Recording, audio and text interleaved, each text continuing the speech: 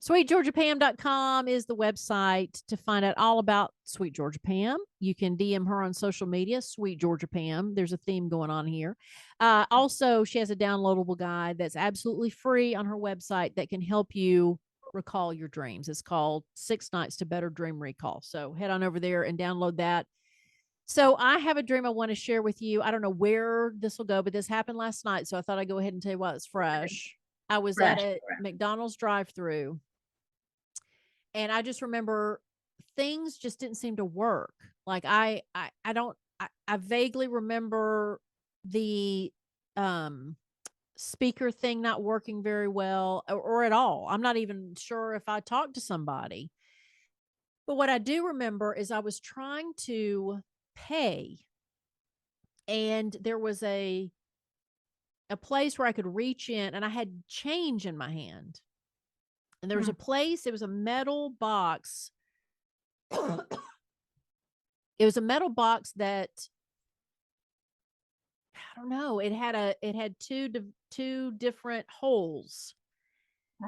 And it reminds me of a place where you have the trash, where you do the recycling and the regular trash on the inside. Well, it was this, but it was metal. It wasn't plastic. It was a metal box, and you could reach in, and there was a metal divider, and there were two holes. And I reached in to drop my change for my food, and I then realized it went into the wrong hole, because I guess there was some indication of payment that did not trigger.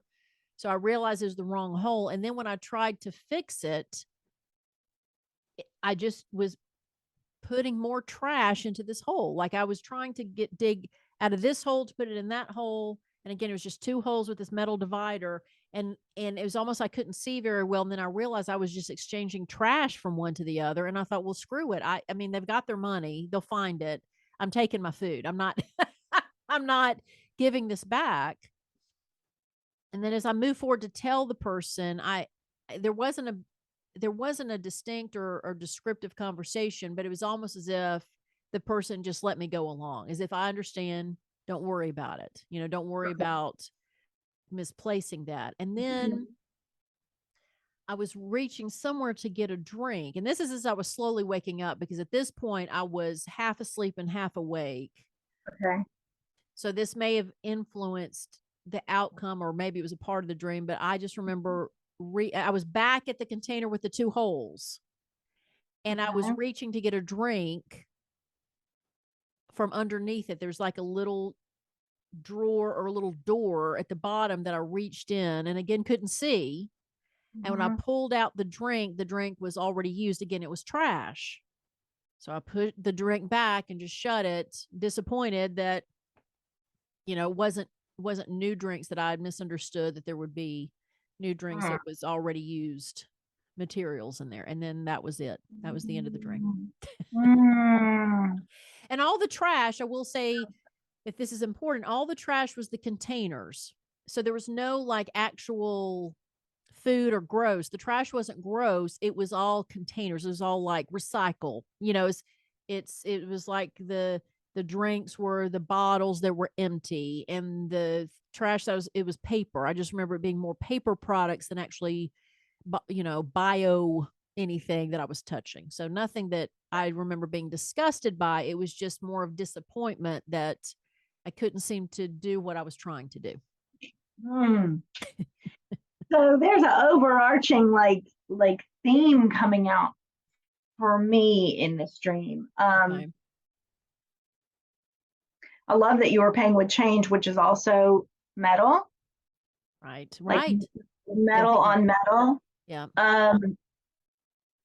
And for me, the metal is industrialization, man-made, tech forward kind of creation.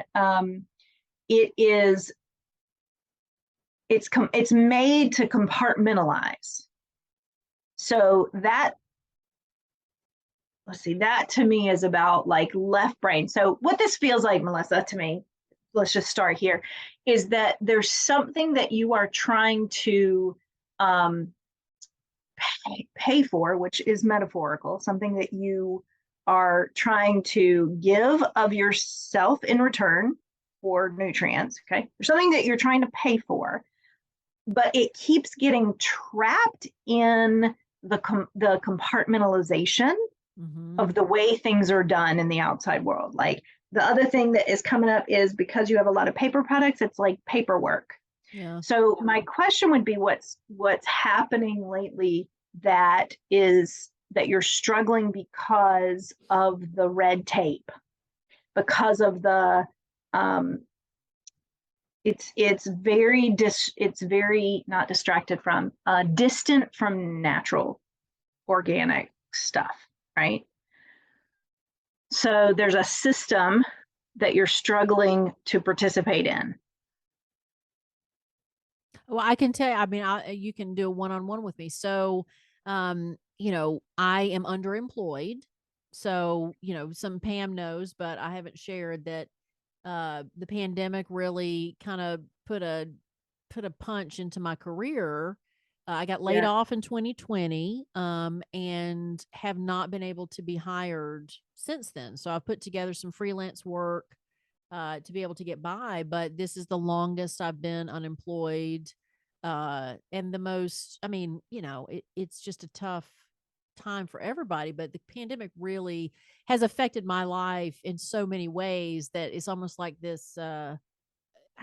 The first thing that comes to mind is like a meat grinder, but it's more of a pressure thing where I feel like I've gone through a vice through the pandemic and I'm trying to come out of this. But uh, Yes. the first thing that comes to mind is the fact that I have applied to jobs that have been online, which, I know that most, I think the secret for people who are trying to find jobs is that a lot of those job listings are a legal requirement by the company. So a company cannot have a job opening and not let the public know about it.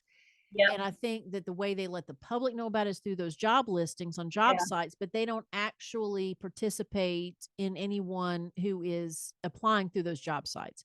If they were honest about it, I doubt they look at very many of them. That's why you get this canned email sent back to you. Oh, well, thank you so much, but we hate to inform you that, whatever. So Yes. I've had plenty of those. I've even applied for jobs through people I know, and had references for, and still didn't get the job. And so this has been the hardest efforts to get a job. And I can't decide, or I don't know because I don't get any feedback, whether it's because I'm overqualified or they perceive me as being overqualified and too expensive, or is it my age? Because I've never had this happen and I'm now seeking jobs as a 50 something as opposed to when I was younger. So, anyway, it's not because I'm in my 50s and because I'm been through money issues in my past and I came through it and was successful afterwards. Like I understand money comes and goes, but so I'm not as deeply like I'm not panicked about it. And I can honestly say I'm not panicked about it. Yep. However, it is frustrating and it is for my planning self, it's hard for me not to have something that I know is there, right? So a job makes people feel very secure because you know where your paycheck's coming from. And so for me, uh there's a part of me that I'm older, it's like, oh, I'm talented in certain areas and I would really like to live what I love. Yeah. And I think when Oh, you talk about not being able to fit into a certain category, but some of these jobs I'm applying for at this point in my life, I have to apply for things because I need a job, right? And so it's very ego bruising to have been successful and then now have to go back to applying to just whatever I can get because there's a part of, there's a part of me, and I've said this to Pam off air, that I'm trying not to work retail just so I don't have that extra ego kick of, aren't you Melissa on the radio?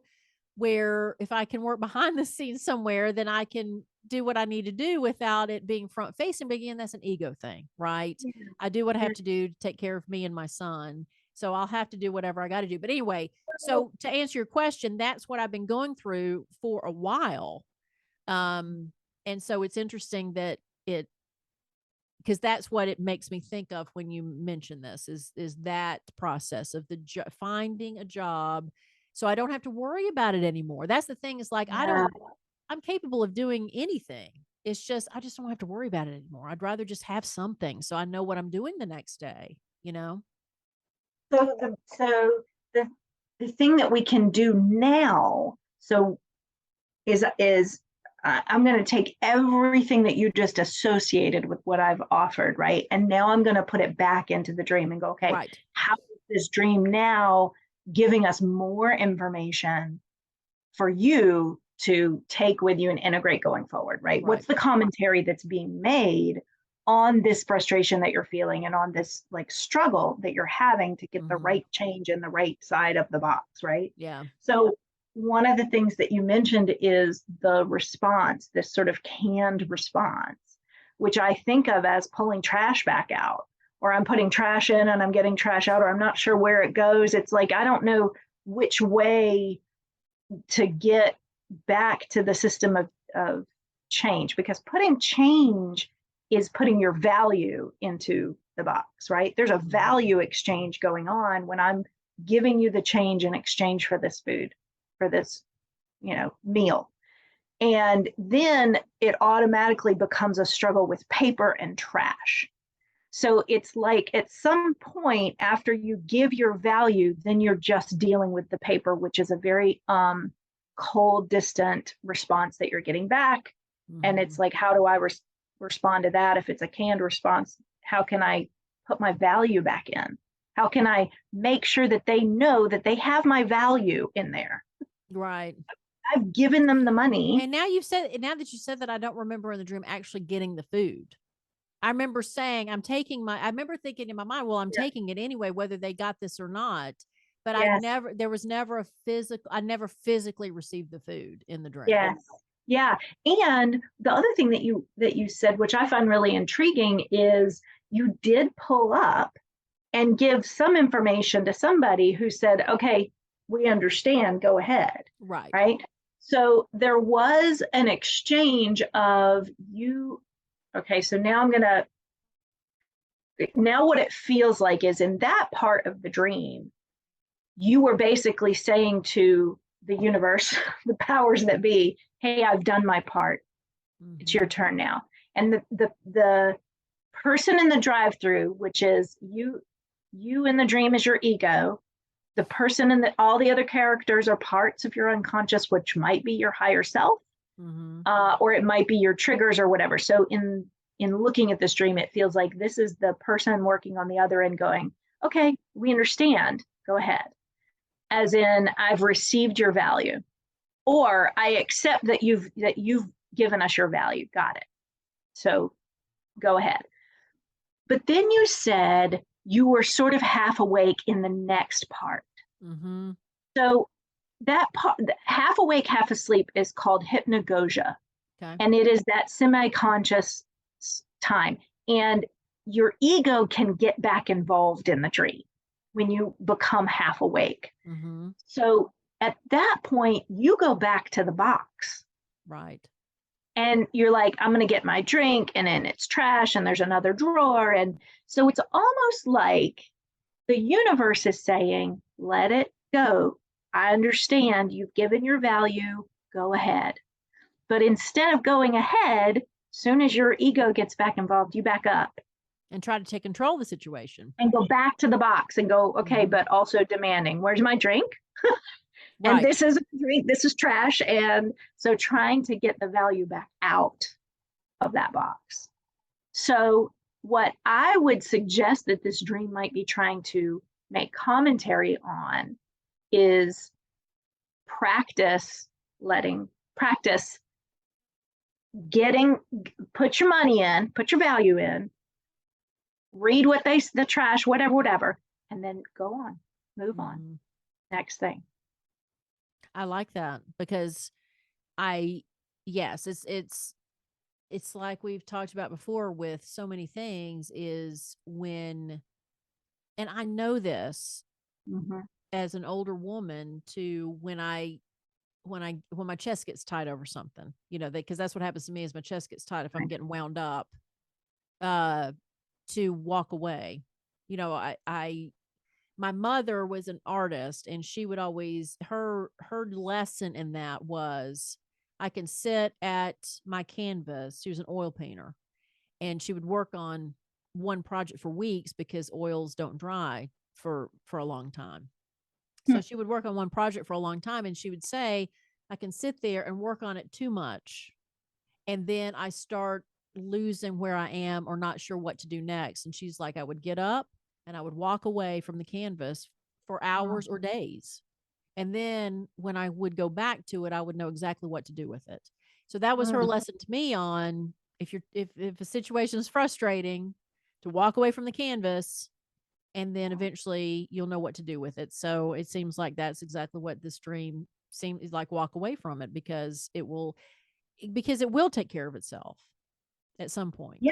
Yeah. And it's just not on my timeline, Pam, not on my timeline. You're not going to get the value out of the box itself. The personal interaction that you did, you were able to be heard and understood and okay. They didn't give you your food in the dream, but that's also because there's plenty of drive-thrus out there. So maybe McDonald's wasn't the place. Right, exactly.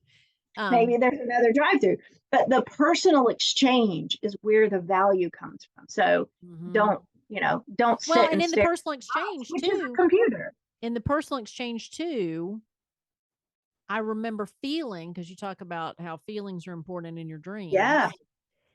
That at the box, I was frustrated because I did it in the wrong box, couldn't fix whatever. When I got to the drive-thru, there was an anxiousness going there because I thought, I don't want to have another fight if they challenge me on this. Yeah. And I just remember when they said, we understand, go ahead, that there was a relief and an understanding that I knew it. I knew, because that was my reaction. Well, I knew that it was going to be okay. I knew that they would understand. Nice. And the driving off that I did before I went back to the box there was a peacefulness there. So maybe the takeaway too for me is, the next time you're working on a job application or a project or something, focus on the people, not the paperwork. So if you come from a meditative place of, I trust my relationship, I trust the exchange between me and the other people, hold them in some love and light, as opposed to focusing on the technical aspects of the project or whatever that you're interested in or that you're looking for. Hold those people in some loving light, and just understand that they're just on the other end of the drive-thru, and they can give the value back. It's them, not the box. I love it. Well, that's why I bring my dreams to the table, because you get an idea of what the exchange is on the one-on-one, right? So there's follow-up questions. I was vulnerable in what I was dealing with in my personal life, and your dreams are connected to what's going on. So don't be the person who dismisses it and says, I just had spaghetti last night, that must be why I dreamt what I dreamt, or spicy food. I must be craving McDonald's. Exactly. Now. Right. Yeah. Oh yeah. Maybe I need some fries or something. No, there's more to it. So sweetgeorgiapam.com is the website. She's got a free downloadable guide for listening to the show. Thank you so much. 6 Nights to Better Dream Recall. If you want to really start using your dreams in your life, DM her on social media, Sweet Georgia Pam. But yes, please, you can email her your dream and we'll read it verbatim and she'll analyze it right here on the show. But if we would love to come and be on the show with us, let us know. Yes. We would love a 3-way conversation. Of course. Anytime. SweetGeorgiaPam.com is the website, my love. Thank you so much. Yay. Thanks, everybody. Sweet dreams.